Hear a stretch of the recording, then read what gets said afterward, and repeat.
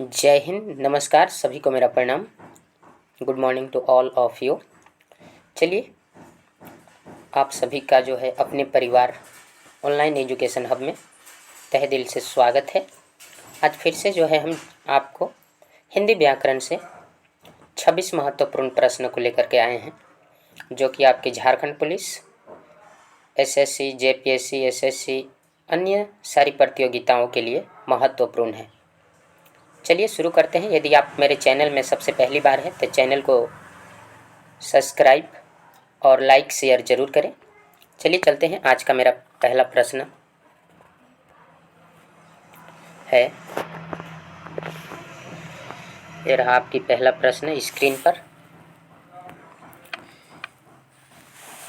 प्रश्न है दोस्तों कि गड्ढे मुर्दे उखाड़ना का अभिप्राय जो है क्या है। कहने का मतलब, जे गड्ढे मुर्दे उखाड़ना का मीनिंग क्या है। व्यर्थ शर्म करना, कब्र स्थान से शरारत करना, अंतिम संस्कार करना और पुरानी बातों को दोहराना। समझ पा रहे हैं? तो गड्ढे मुर्दे उखाड़ना का मीनिंग जो होता है दोस्तों, वो होता है पुरानी बातों को दोहराना। ऑप्शन नंबर डी क्या हो जाएगा आपका राइट आंसर। चलिए नेक्स्ट चलते हैं। सेकेंड नंबर प्रश्न आपका रहा, दिए गए विकल्पों में से उपयुक्त संधि विच्छेद का चयन कीजिए जो वेदांत का जो है संधि विच्छेद है। ए है वेद धन अंत, बी वेदा धन अंत, सी वेद वे धन दांत और वेदो धन अंत। है ना दोस्तों? तो इसमें सही उत्तर जो हो जाएगा आपका वेद धन अंत। ऑप्शन नंबर ए वाला क्या हो जाएगा आपका राइट उत्तर हो जाएगा। चलिए 3 नंबर क्वेश्चन को चलते हैं, देखते हैं। थोड़ा सा और ऊपर कर दें ताकि जो है आपको सही वाक्य है। हम हमारी पुस्तकें बेचते हैं, हम अपनों की पुस्तक बेचते हैं, हम अपनी पुस्तकें बेचते हैं। है ना? शुद्ध वाक्य जो है इसमें हम हमारी पुस्तकें बेचते हैं, ये चीज़ें जो है आपको सिलेक्ट करना है दोस्तों। देखिए सही वाक्य जो है आपका क्या हो जाएगा इसमें से, हम अपनी पुस्तकें बेचते हैं। है ना? देखिए सी वाला क्या हो जाएगा राइट आंसर। चलिए नेक्स्ट चलते हैं। 4 नंबर प्रश्न रहा आपका। चलिए, निम्नलिखित में से किस समूह में सभी शब्द तत्सम है। तत्सम है ना, तत्सम और तद्भव आप जानते होंगे। शर्करा पवन ज्येष्ठ अग्नि, बी है काष्ठ घृत घोड़ा कारीगर, सी है ओष्ठ किताब रानी चाकू और डी है निष्ठुर हाथी कार्य। है ना दोस्तों? तो देखिए सब जो है इसमें दोस्तों तत्सम जो कौन है, देखिए ए नंबर शर्करा पवन ज्येष्ठ और अग्नि, टोटल के टोटल क्या है दोस्तों, ए वाले जो है तत्सम है। चलिए 5 नंबर प्रश्न को देखते हैं। निम्नलिखित में से कौन सा द्वंद्व समास का उदाहरण है। पीताम्बर, नेत्रहीन, चौराहा और रुपया पैसा। है ना दोस्तों? तो दोस्तों इसमें जो है आपका द्वंद्व समास रुपया और पैसा जो है दोस्तों क्या है द्वंद्व समास। ऑप्शन नंबर डी क्या हो जाएगा राइट।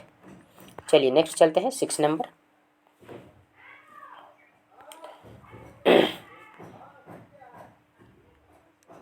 चलिए देख पा रहे होंगे आप अच्छे से। 6 नंबर, नीचे दिए गए गद्यांश में जो है उनके कुछ उदाहरण दिए गए हैं। प्रत्येक में से प्रस्तुत होने वाली अलंकार के 4 विकल्प दिए गए हैं। आप सही विकल्प का चयन कीजिए। चरचर मरमर खुल गए, अर स्वर फुटो से। है ना? अनुप्रास, यमक, उत्प्रेक्षा और श्लेष। इसमें से जो है दोस्तों सही अलंकार का जो है आपका क्या करना है चयन करना है। तो अनुप्रास जो है दोस्तों ऑप्शन नंबर ए जो है आपका क्या हो जाएगा सही अलंकार। चलिए 7 नंबर प्रश्न को देखते हैं। ये रही आपका आधुनिक का सही विलोम क्या है ना दोस्तों। आधुनिक का प्राचीन, वर्तमान, समीचीन और निर्वाचित। है ना? तो आधुनिक का जो है दोस्तों सही विलोम क्या हो जाएगा प्राचीन। है ना? बहुत पुराने, आधुनिक माने आज का समय। चलिए ये वाले क्या हो जाएगा आपका राइट आंसर। चलिए चलते हैं 8 नंबर प्रश्न को और देखते हैं। किस क्रम में विदेशी शब्द नहीं है। केला, छीन और अगला है घटिका और घिन। है ना दोस्तों? तो देखिए दोस्तों घटिका जो है इसमें जो है आपका विदेशी शब्द नहीं है ना, विदेशज नहीं है। आंसर हो जाएगा सी। चलिए नेक्स्ट चलते हैं, 9 नंबर प्रश्न को देखते हैं। ये रही आपका देवनागरी लिपि और हिंदी वर्तनी मानकीकरण 1983 ईस्वी में किसने प्रकाशित किया था, है ना। हिंदी सलाहकार समिति, हिंदी भाषा परिषद, केंद्रीय हिंदी निदेशालय और भारतीय हिंदी परिषद। ये आपसे प्रश्न पूछा जा रहा है।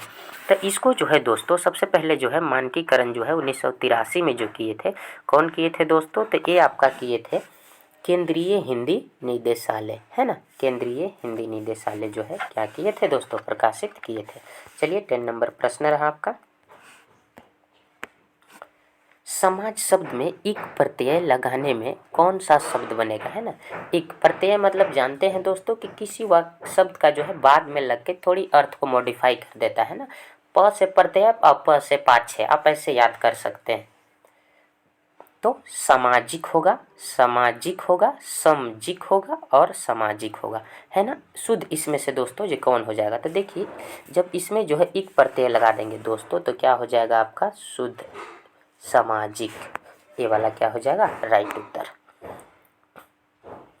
चलिए नेक्स्ट चलते हैं, 11 नंबर प्रश्न को देखते हैं।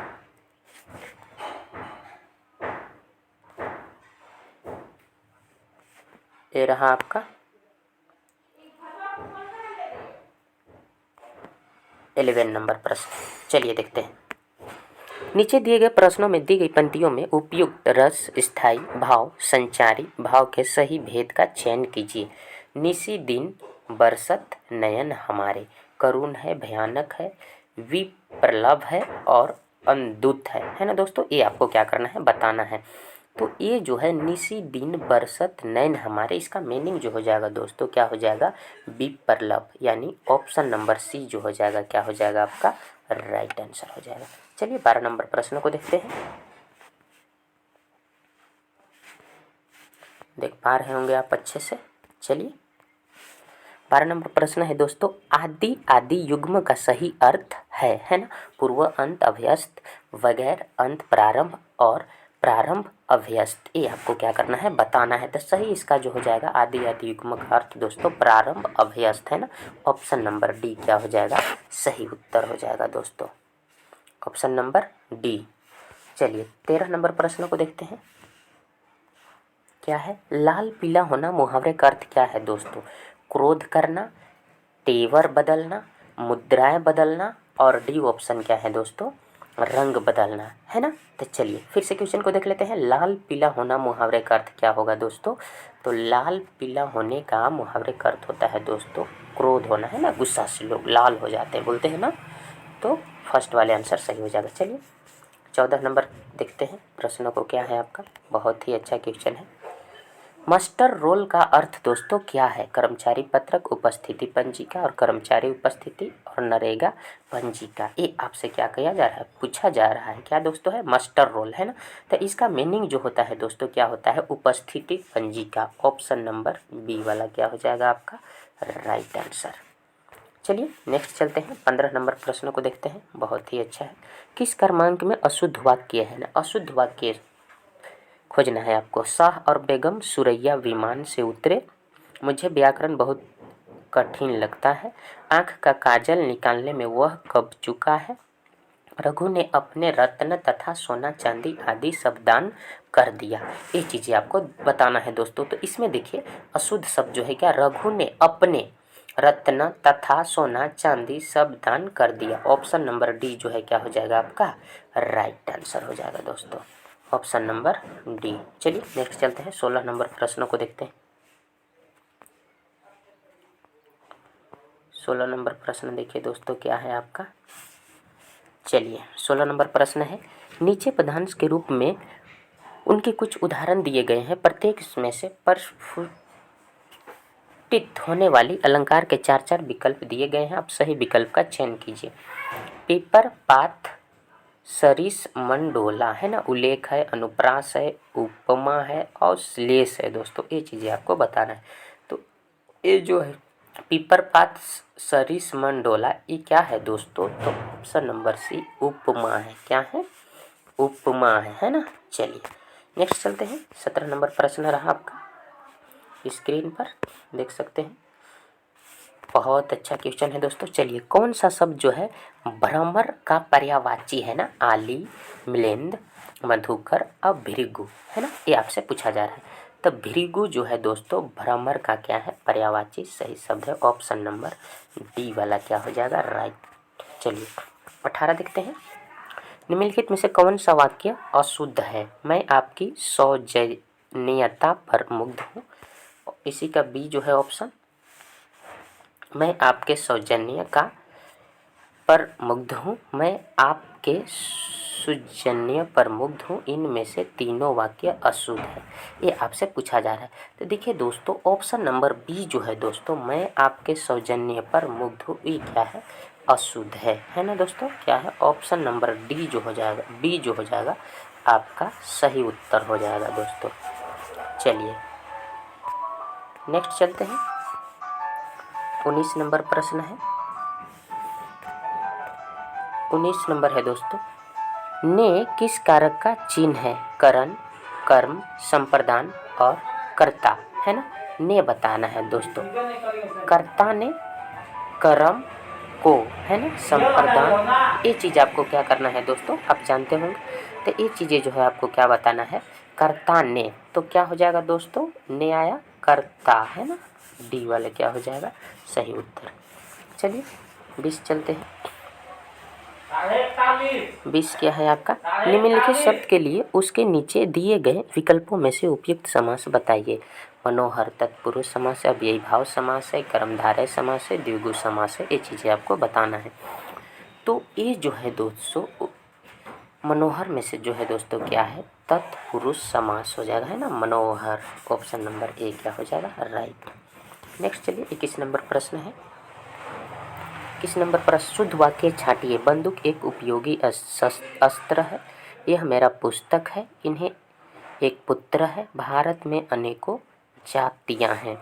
तो बंदूक एक उपयोगी अस्त्र है ना दोस्तों। ये चीज़ें क्या हो गया आपका सही उत्तर हो जाएगा। फर्स्ट नंबर राइट आंसर है ना। शुद्ध वाक्य को क्या करना है? छांटना है। नेक्स्ट देखिए इसमें क्या हो जाएगा। 22 नंबर प्रश्न, आमिष का सही विलोम शब्द है। आमिष, निरामिष, अनामिष, प्रामिष है ना। ये चीज़ें आपको क्या करना है? बताना है। तो आमिष का जो है सही विलोम क्या है दोस्तों? निरामिष। Option number B right. 23 चलिए देखते हैं। 23 नंबर क्या है? जैसी वह बयार पीठ तब तैसी दीजय, कहावत का अर्थ जो है क्या है? ये आपसे बताना है दोस्तों। क्या है? समय का रूप देखकर कार्य करना, राजनीति में दल बदल करते रहना, ऐसा काम करना जिससे संकट में न फैसला पड़े, पवन की तरह कभी शीतल और कभी उष्ण होना। देखिए दोस्तों इसका जो सही मीनिंग है दोस्तों क्या होगा? समय का रूप देखकर कार्य करना है ना। ये वाला क्या हो जाएगा सही उत्तर। चलिए नेक्स्ट चलते हैं। 24 नंबर प्रश्न है आपका, निठला शब्द में सही उपसर्ग कौन सा है? निठला है ना, उपसर्ग, उपसर्ग है ना दोस्तों। उपसर्ग माने पहले लग जाना, निठ, निठ, नी और निठल। तो ऑप्शन नंबर सी जो होगा क्या हो जाएगा? नी शब्द जो है सही आपका उपसर्ग है, आगे लग करके उप है ना दोस्तों पहले। चलिए 25 नंबर प्रश्न देखिए, किस शब्द रचना में संधि के नियम का पालन नहीं हुआ है ना। तेजोमयता, मन प्रसाद, मनोकामना और निरोग, ये चीज़ आपसे पूछा जा रहा है। तो मनोकामना में दोस्तों इसमें जो है संधि नियम का पालन नहीं हुआ है। ऑप्शन नंबर सी वाला क्या हो जाएगा सही जवाब। नेक्स्ट चलते हैं 26 नंबर, ये रहा मेरा लास्ट प्रश्न। किस शब्द में बहुब्रीहि समास है? मेघनाद में, सप्ताह में, यश प्राप्त में और हस्तलिखित में है ना। तो देखिए बहुब्रीहि समास किस में है दोस्तों? मेघनाद। ये वाला क्या हो जाएगा राइट। चलिए अब आज रखते हैं इतने ही, और तब तक के लिए बाय। मेरे चैनल को लाइक शेयर सब्सक्राइब जरूर करें। चलिए all the best, take care, bye bye.